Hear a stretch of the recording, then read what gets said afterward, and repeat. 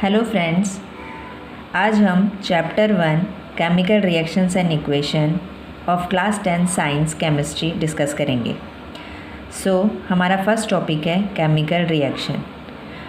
आगे बढ़ने से पहले हम अपनी डे टू डे लाइफ से कुछ एग्जांपल्स देखते हैं, जैसे कि जब फूड कुक होता है या फिर कोई आयरन नेल या पेन अगर हम कुछ टाइम के लिए ह्यूमिड एटमॉस्फेयर में एक्सपोज करते हैं, या milk is left at room temperature during summers. तो इन तीनों ही एग्जाम्पल्स में आपको कुछ ना कुछ चेंज दिखाई देगा। Whenever a chemical change occurs, chemical reaction take place. तो हम कह सकते हैं कि जब भी कोई केमिकल चेंज होगा तो वहाँ पे कोई भी केमिकल रिएक्शन ज़रूर टेक प्लेस करेगी।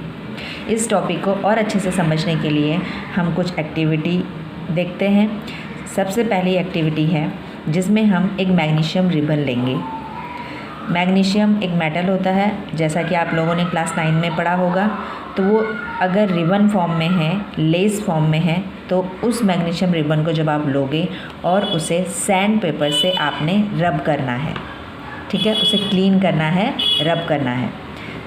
Burn it and collect the ash, उसे आप बर्न करेंगे in the presence of oxygen, और उससे जो ऐश आपको मिलेगी, जो राख आपको मिलेगी, उसे आपको कलेक्ट करना है।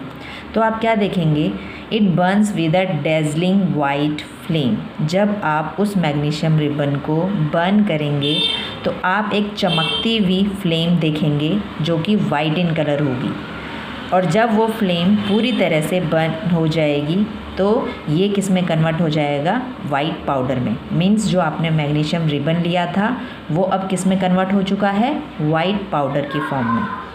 This powder is magnesium oxide. ये पाउडर किस केमिकल सब्सटेंस का बना हुआ है, मैग्नीशियम ऑक्साइड का। तो इस एक्टिविटी में जो भी केमिकल रिएक्शन होती है उसे हम अगर सिंबल फॉर्म में रिप्रेजेंट करें तो उसे हम कैसे करेंगे, Mg, जो कि मैग्नीशियम रिबन आपने लिया था। O2 मीन्स ऑक्सीजन कहाँ से आई, एटमॉस्फेयर से, क्योंकि आपको पता है किसी भी चीज़ को बर्न होने के लिए ऑक्सीजन की प्रेजेंस ज़रूरी होती है। ये दोनों रिएक्शन करके क्या बनाएंगे, MgO, मैग्नीशियम ऑक्साइड। ये जो 2 यहाँ पे लगे हुए हैं ये हमने बैलेंसिंग के लिए लगाया हुआ है। ये सब आप 9th क्लास में पढ़ चुके हैं, लेकिन अगर आपको नहीं समझ में आया है अभी भी कि ये 2 क्यों लगाया है हमने, तो आप मुझे कमेंट बॉक्स में अपना क्वेश्चन लिख सकते हैं, तो मैं इस पे भी नेक्स्ट वीडियो बनाऊंगी। तो ये जो वाइट पाउडर आपको मिला, किस चीज़ का मिला, मैग्नीशियम ऑक्साइड का।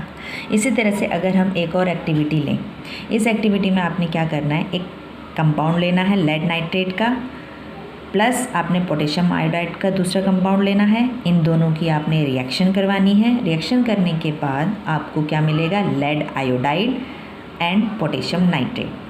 अब इसे अगर हमें सिंबॉलिक फॉर्म में रिप्रेजेंट करना है तो आप इसे कैसे करेंगे, lead nitrate PbNO3 plus potassium iodide लिया था हमने, तो उसका फॉर्मूला पोटेशियम आयोडाइड Ki।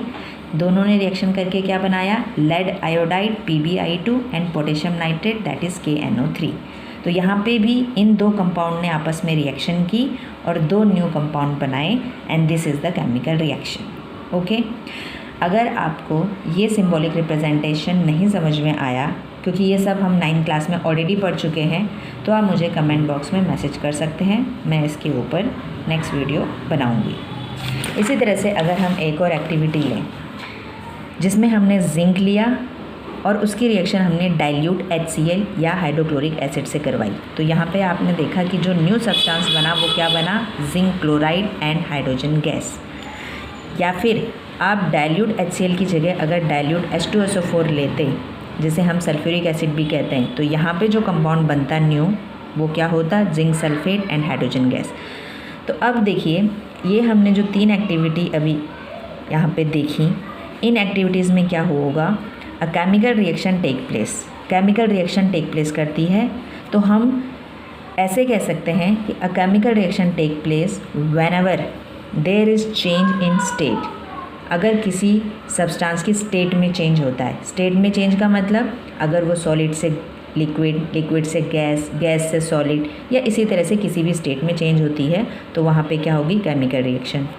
अगर चेंज इन कलर होता है, चेंज इन कलर मीन्स पहले सब्सटेंस का कलर कुछ और था और रिएक्शन होने के बाद उसका कलर कुछ और बनता है, तो वहाँ पे भी केमिकल रिएक्शन होगी।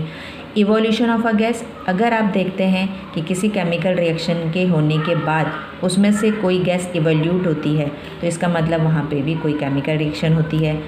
या फिर चेंज इन टेम्परेचर, अगर रिएक्शन होने से पहले टेम्परेचर कुछ और है और रिएक्शन होने के बाद टेम्परेचर कुछ और है, तो वहाँ पे भी क्या हो रहा है, केमिकल रिएक्शन। तो ये जो 4 कंडीशंस हैं, इन 4 कंडीशन का होना बहुत ज़रूरी है किसी भी केमिकल रिएक्शन को होने के लिए। ठीक है, चलो अब इस टॉपिक का सम अप करते हैं।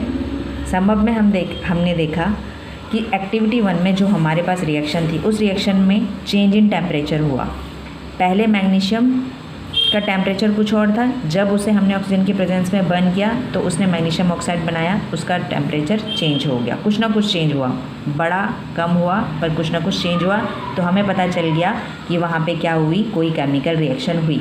इस चेंज इन टेम्परेचर का पता आपको कैसे चल सकता है, या तो आप थर्मोमीटर का यूज़ करेंगे जिससे आपको टेम्परेचर पता चल जाएगा, या फिर आप जिस टेस्ट ट्यूब में या जिस भी एपरेटस में इस रिएक्शन को कर रहे हैं, उस एपरेटस को जब आप टच करेंगे तो आपको टच करने से भी उसका टेम्परेचर में कुछ चेंज दिखेगा, तो आपको पता चल जाएगा वहाँ पे कोई केमिकल रिएक्शन हुई है।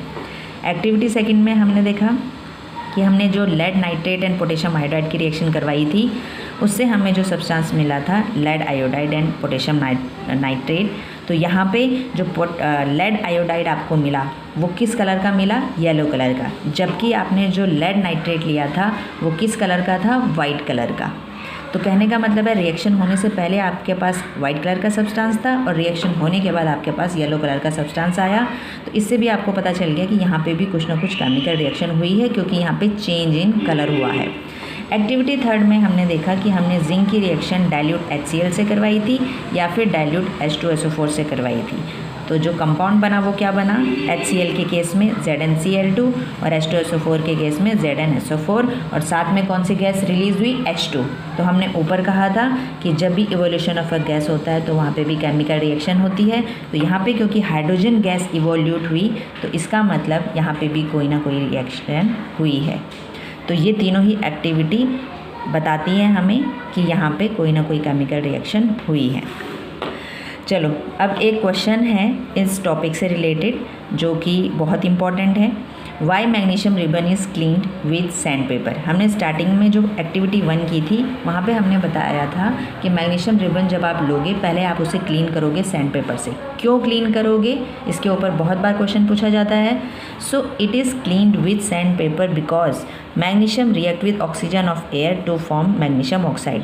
जैसा कि हमने इस रिएक्शन में देखा था कि मैग्नीशियम ने ऑक्सीजन से रिएक्शन करके क्या बनाया, मैग्नीशियम ऑक्साइड। तो जब भी आप मैग्नीशियम रिबन लेंगे और वो कहीं ना कहीं तो रखा होगा, मैग्नीशियम रिबन आपने किसी कंटेनर में रखा होगा, किसी बॉक्स में रखा होगा या ओपन रखा होगा, और आपको पता है ऑक्सीजन हर जगह प्रेजेंट होती है। तो वो क्या करेगा, एटमॉस्फेयर की ऑक्सीजन से रिएक्शन करने के बाद में क्या बना देगा, मैग्नीशियम ऑक्साइड बना देगा। और जब वो मैग्नीशियम ऑक्साइड बना देगा तो अब वो उसकी फर्दर जो रिएक्शन होगी ऑक्सीजन के साथ उसको प्रिवेंट करेगा, उसको नहीं होने देगा। लेकिन हमें तो रिएक्शन चाहिए, अगर हमें मैग्नीशियम की रिएक्शन करानी ऑक्सीजन के साथ में, तो क्योंकि वो पहले से ही मैग्नीशियम ऑक्साइड बना चुका है तो अब वो मैग्नीशियम ऑक्साइड नहीं बनाएगा। तो इस मैग्नीशियम ऑक्साइड की जो लेयर है इसे रिमूव करने के लिए हमें उसे किससे रब करना पड़ता है, सैंड पेपर से। तो जब हम सैंड पेपर से मैग्नीशियम रिबन को क्लीन करेंगे तो उसके बाहर जो मैग्नीशियम ऑक्साइड की लेयर बनी हुई होगी वो रिमूव हो जाएगी और वो फर्दर ऑक्सीजन के साथ में रिएक्शन कर पाएगा। ठीक है, so this is our today's topic.